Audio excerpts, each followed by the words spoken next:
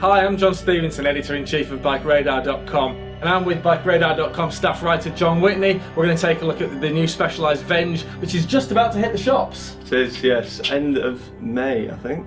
Now, John, you rode this bike at the launch back in March. Tell us about that. Yeah, we had a couple of hours in San Remo following the race on the Saturday.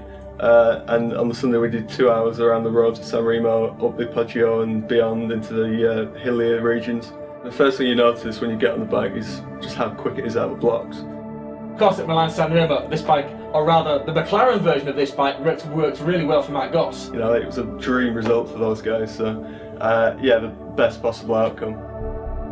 John, you've been in the bike industry for 20 years or so.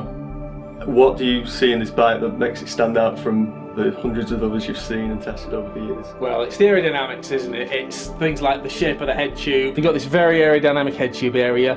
You've even got this moving faired piece that sits underneath the stem. And then coming down the down tube here, this down tube is probably right on the 3:1 ratio limit that the UCI allows for aerodynamic components of bikes. That's going to give you good airflow off the frame there.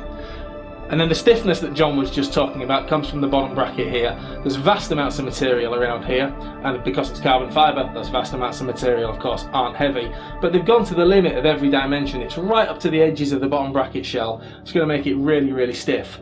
And then you flow up the seat tube, and here where they've wrapped the top tube and the seat stays around the seat tube, that's going to make that whole joint really rigid so that they're not going to sway under power, and because it's advanced carbon fibre composites, very light.